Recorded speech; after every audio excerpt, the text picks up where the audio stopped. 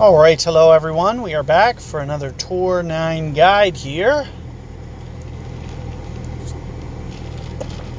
And the one thing that we're going to kind of focus on here is, like usual, just getting to the shootouts is going to be, something that is the most important. So we're going to set up our drives as such, to be a little bit strategic. Now, what I'd like to do on this hole, especially when I have to lay up, first off, I'm going to kind of side spin it just to kind of counter that wind a bit. But additionally to that, I like to get a little aggressive here. And the reason is if I do, for some reason, land it into the long rough there, it's enough to get a nirvana to the green. So you're going to see me try to play the run out a little bit. And for a 10 wind, I'm going to go at least 7-8 rings, somewhere in there, just to be a little cautious. I'll just, I was trying to avoid that,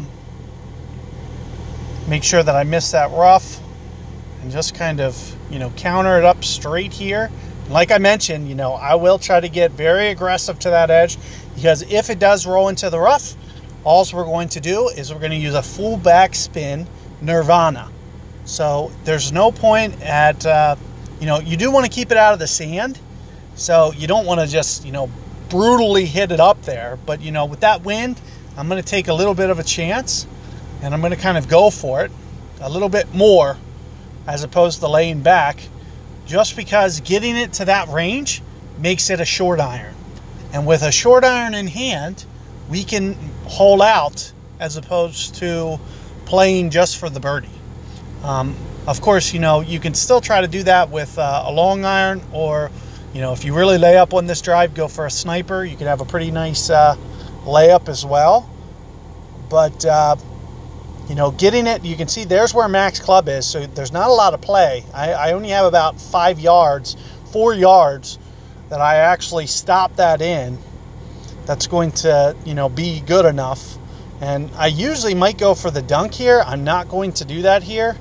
I'm going to try to play this fairway. It looks like it's going to jump in front of the hole, but it should get behind there if I do this right. It should hit the fairway and still get behind there because of the backwards momentum towards the hole. So here you're going to see me play maybe about 7 rings, somewhere in there. A great ball to the left. I did hit roughly, and like I mentioned, it got behind the hole. So visually, it didn't look like it was going to, and had I hit perfect ball, I might have had that one. So that's one of the things that you just want to keep in mind when you're setting up to do those shots, is it's so downwind that even though the shot trail looks like it's going to kind of land on side of the hole, you could see when I actually execute the shot that the second and third hops were still behind the hole, even though visually it didn't look like it.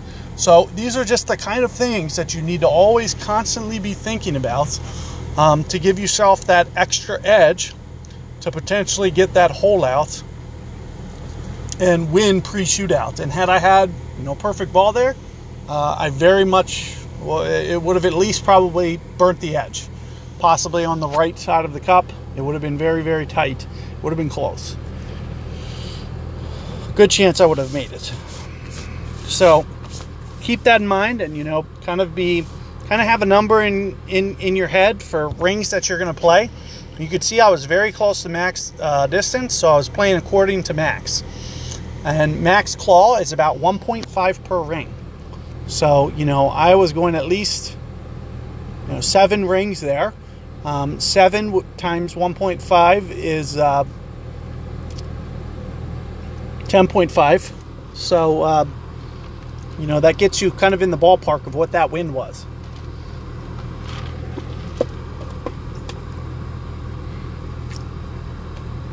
And here you're seeing we're going to make it to shootout. And, that's pretty much the Tour 9 goal. I mean, it's the goal for any tour. Is just to kind of prepare yourself for the shootout, give yourself the best chance, and hopefully, shootout comes and you can pull away a win. So here you see we have a sniper. we have a downwind here, which you can see we're going to be very close to min club here. So we're going to play a min club adjustment. So first thing that I want you to know is usually downwind like this, I usually crank up the backspin quite a bit. I might not use quite full, but I know that I'm going to go very close to full. And I might set up a little bit more towards the middle of the island here. In addition, you know, I'm probably going to play a little bit more of a min club adjustment, so maybe 7-ish rings here as opposed to, you know, a max adjustment. That great ball is going to cost me. So that's going to shoot the ball out to the left a little bit. I can virtually guarantee that. So unfortunately, you know, the great ball fairy came out and haunted me with another one of its epic presences, and unfortunately, you know, that might end up costing me the shootout. We'll see. I don't find this shootout to be any easier with Guardian. It might be actually a little bit tougher.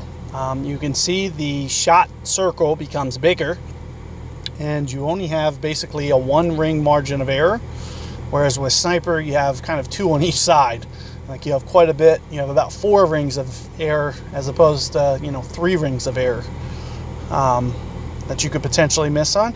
But in addition to that, you know, it's about getting the speed down, and also, and there you see very similar, but it looks like, you know, his wind play might not have been as sound as mine with, you know, that's pretty good. So when he hits a great left, you would expect it to go left. It looked like it was going to shoot a little bit more towards the hole, but then it did veer off at the, you know, maybe he had some side spin on that. I wasn't really paying attention to what he was doing, but when you hit a great ball left and you have, you know, solid sound setup, you expect the ball to, you know, wind up left of the hole. And as you saw, both of us did hit great balls left. And, you know, the difference between Guardian and Sniper, I didn't see if he had a Guardian 6. A Guardian 6 is, I believe, 1.4 per ring, and a Guardian 7 and 8 is 1.2 per ring.